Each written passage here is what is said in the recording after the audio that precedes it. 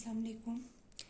आज का हमारे पास chapter number 2 random variable and probability distribution exercise 2.22 lecture number 48।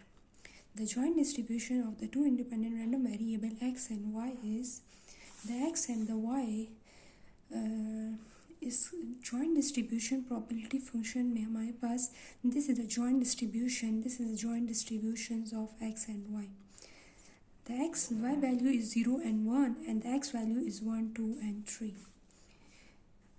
X equal to 1, y is equal to 0, 1 by 6. X equal to 1, y is equal to 1, 1 by 6. X equal to 2, y is equal to 0, 1 by 6. X equal to 2, y is equal to 1, 1 by 6. X equal to 3, y is equal to 0, 1 by 6. X equal to 3, y is equal to 1, 1 by 6. So this is the joint probability distribution. This is the table form में आपको joint probability distributions आपको given है x and y, और ये दोनों x and y जो है ये हमारे पास इंडिपेंडेंट है।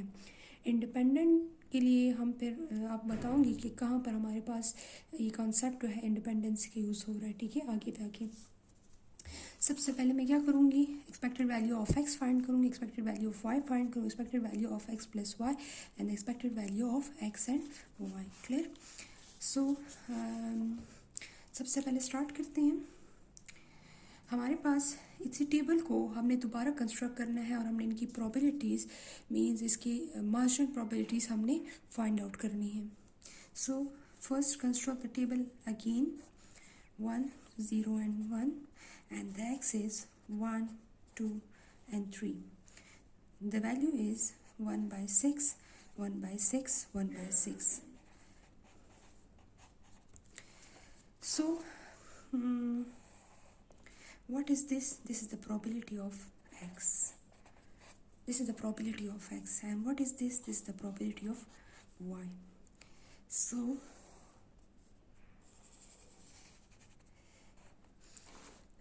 हमारे पास यहाँ पर हमने क्या करना है, इन probabilities को हमने ऐड करना है। मीन इसको और इसको ऐड करेंगे तो this is the probability of x equal to 1 आएगा। इन दोनों को ऐड करेंगे तो probability of x equal to 2 आएगा। इन दोनों को ऐड करेंगे तो probability of x equal to 3 आएगा। तो this is the 2 by 6, 1 plus 1 2, 2 by 6, 1 plus 1 2, 2 by 6। Clear? अब इसको ऐड करेंगे 3 by 6, 1 plus 1 plus 3, 1 plus 1 plus 1 3, 3 by 6. So the answer is 6 divided by 6, 2 plus 2 plus 2, 6 divided by 6, 3 plus 3, 6, 6 divided by 6. So the sum of all the probability is always equal to 1. Clear?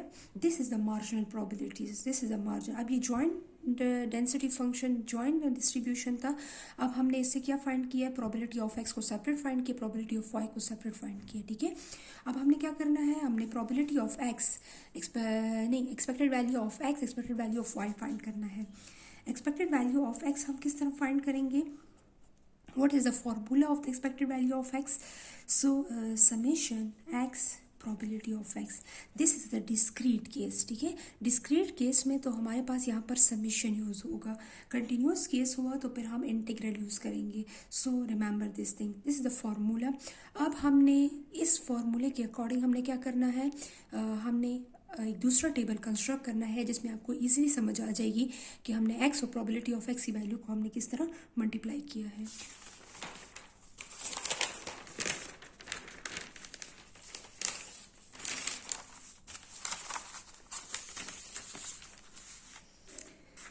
सो अपनी आसानी के लिए हम यहाँ पर एक table construct करेंगे, x probability of x and y probability of y।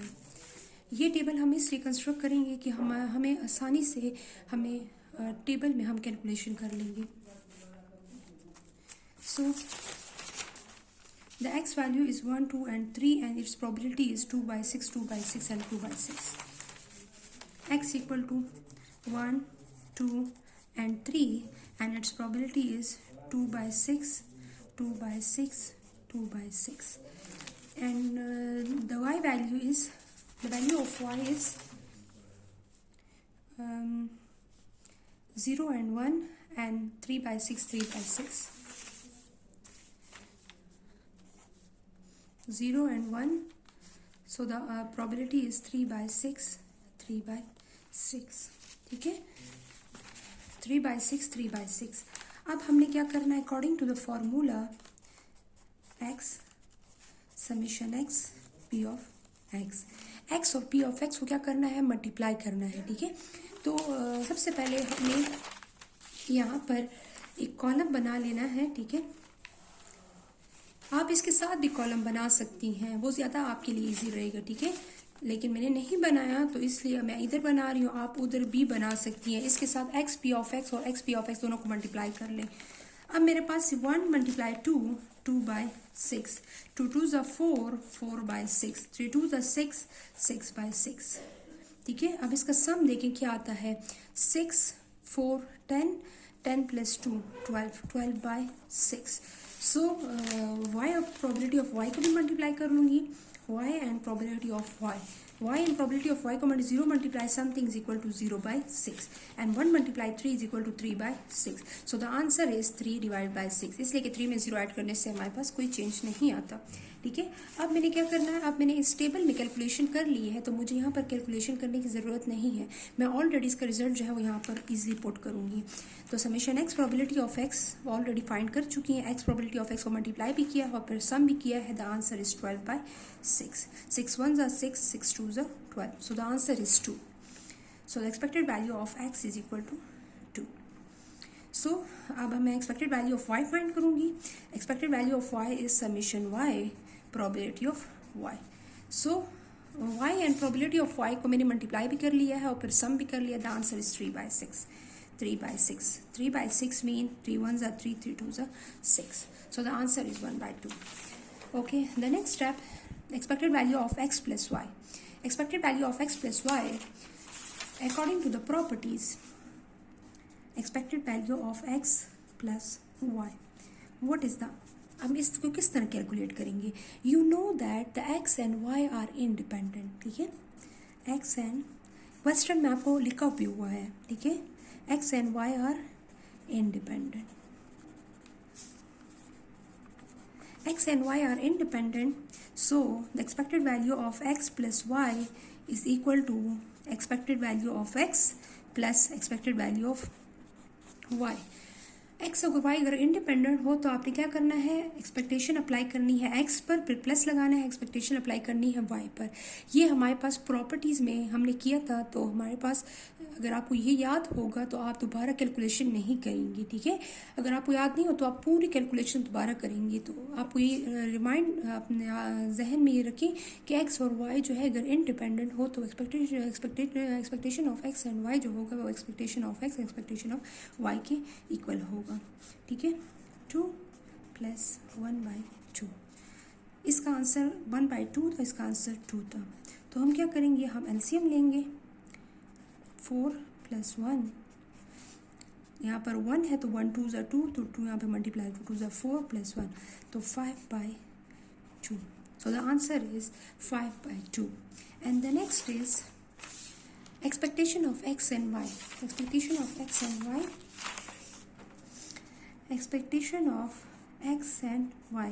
If x and y are independent, so the expectation of x and y is equal to expectation of x multiplied by expectation of y.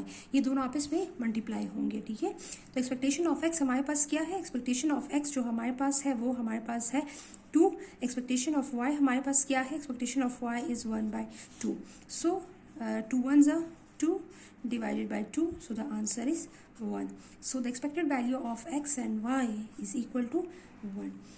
So इस question में हमने यहाँ पर दो properties use किए हैं, expected value of x plus y के लिए and expected value of x and y के लिए, ठीक है। और हमने यहाँ पे क्या यूज़ किया है, हमने यहाँ पर expectation of x expectation of y हमने सेपरेट फाइंड आउट किया है, ठीक है।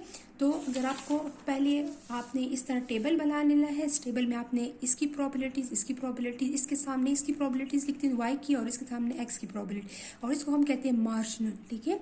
लेकिन आपके पास ये आप याद रखें कि यहाँ पर आपके पास 1 ज़रूर आना चाहिए, sum of all the probabilities always equal to 1। अगर आपका 1 नहीं आ रहा, इट्स मीन आपने कोई ना कोई मिस्टेक की है क्वेश्चन में, तो आपके पास यहाँ पर 1 ज़रूर आना चाहिए। जब 1 आ जाए तो इसके बाद फिर आपने यहाँ पर x probability of x x और प्रोबेबिलिटी ऑफ एक्स और वाई प्रोबेबिलिटी ऑफ वाई को आपने मल्टीप्लाई करना है। तो आपने दोनों कैलकुलेट करनी है और इसको मैंने प्रॉपर्टीज़ के ज़रिए कैलकुलेट किया है। ठीक है, थैंक यू, अल्लाह हाफिज़।